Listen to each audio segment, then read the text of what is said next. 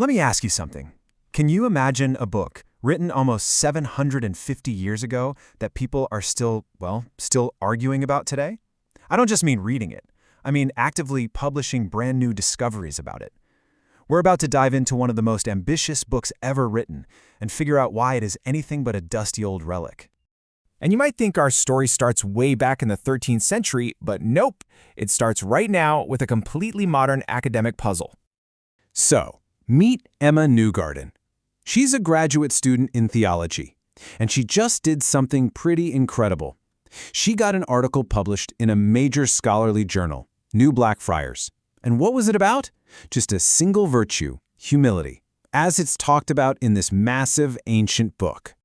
Now, her work isn't just some summary. She actually challenges a common interpretation, offering a totally new way to understand just one tiny piece of this giant theological puzzle. And that right there proves it. This book isn't some sealed historical document. It's a living text that can still give us brand new insights today. Which, brings us to the big question here. Why this book? Why pour so much brainpower into a text from the Middle Ages? Well, to get that, we need to zoom out and actually look at the book itself. All right, so this book, it's called the Summa Theologia, which basically means Summary of Theology. And let me tell you, its scale is, it's almost impossible to wrap your head around. In the preface, the author, this guy Thomas Aquinas, he says his goal is pretty simple. He wants to explain the Christian religion for the instruction of beginners. Sounds humble enough, right? A nice, straightforward goal. Well, this little beginner's guide clocks in at over 8 million words. To put that in perspective for you, that is about 10 times longer than the entire Harry Potter series combined. Yeah, so Aquinas clearly had a slightly different definition of beginner-friendly than most of us. The ambition here was just off the charts. His goal was to systematically explain, literally everything about God, humanity, and the universe. So how do you even tackle a beast like this? Well, Aquinas broke it down into 4 main parts. He starts at the top, with God and creation. Then he moves to us, human purpose, our actions, morality. Then he does this incredible deep dive into all the specific virtues, like humility, the one Emma Newgarden studied. And finally, he covers the life of Christ. It's this beautiful, logical cascade from the Creator all the way down to human life. But it's not just what he wrote that's so amazing, it's how he wrote it. The entire book is built on something called the scholastic method, and the best way to think about it is like the most intense, structured, cosmic Q&A session you could ever imagine. And the process is just wild. For every single topic, Aquinas starts with a question. Then, and this is the part that blows my mind, he lists all the strongest objections to his own future argument. He literally gives his opponents their best shot, right at the start. Only after that does he state his own position. And then one by one, he goes back and dismantles every single objection he just raised. It's an unbelievably confident and intellectually honest way to make a case. So who was the mind behind this architectural marvel of a book? Okay, let's meet the man himself, Thomas Aquinas. You have to understand, Aquinas was living in a time of a huge intellectual crisis. The works of the Greek philosopher Aristotle, which are all about logic and observing the world around you, were flooding back into Europe. And a lot of this stuff seemed to completely contradict Christian faith. It was like the intellectual world was splitting in two.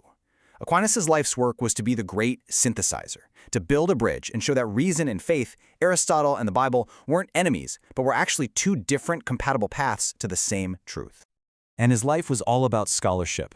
He was born into this noble Italian family, but he walked away from all that wealth to join the Dominicans, an order of preachers and thinkers. He basically became an academic superstar at the University of Paris and spent the last decade of his life completely obsessed with writing the Summa. In fact, he actually died before he could even finish it. His students had to complete the final part using his earlier writings. Okay, so we've seen the book, we've met the man. What are some of the big foundational ideas from inside this thing that have been echoing for centuries? Well, probably the most famous are his 5 ways. These are 5 logical arguments for God's existence that don't start with faith or the Bible. They start with just looking at the world. Like, look, things are moving, right? Something must have moved them. You can't have an infinite chain of movers, so there has to be a first unmoved mover that got everything started. And after laying out all the logic, he just ends with this classic line, and this is what everyone calls God. Another massive idea is his theory of natural law. Aquinas basically argued that you don't need a holy book to figure out basic right and wrong. He believed that God built a fundamental moral code right into our human reason, a kind of moral firmware, accessible to anyone, anywhere, just by thinking clearly. And at the absolute core of this huge theory is this one simple, self-evident principle.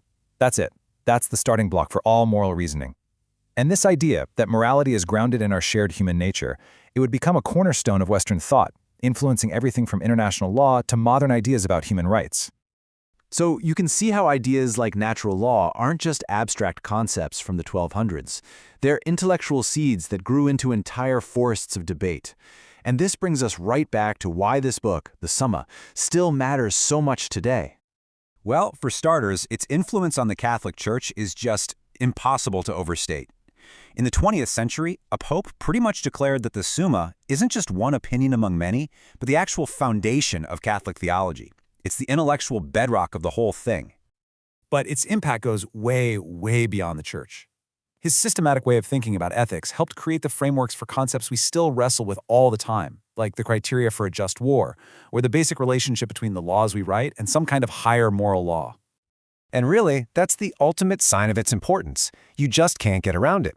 From Enlightenment philosophers like Kant to modern atheists like Richard Dawkins, if you want to have a serious conversation about God, reason, or morality, you have to deal with the arguments Aquinas laid out so carefully. His book doesn't just join the conversation. A lot of the time, it is the conversation. Now, and that kind of leaves us with one last big thought. The Summa Theologia is proof that one single, incredibly ambitious attempt to organize all knowledge can set the terms of the debate for centuries. It really makes you wonder, what are the big ideas, the grand intellectual systems being built right now that people are still going to be talking about and arguing about in the year 2774?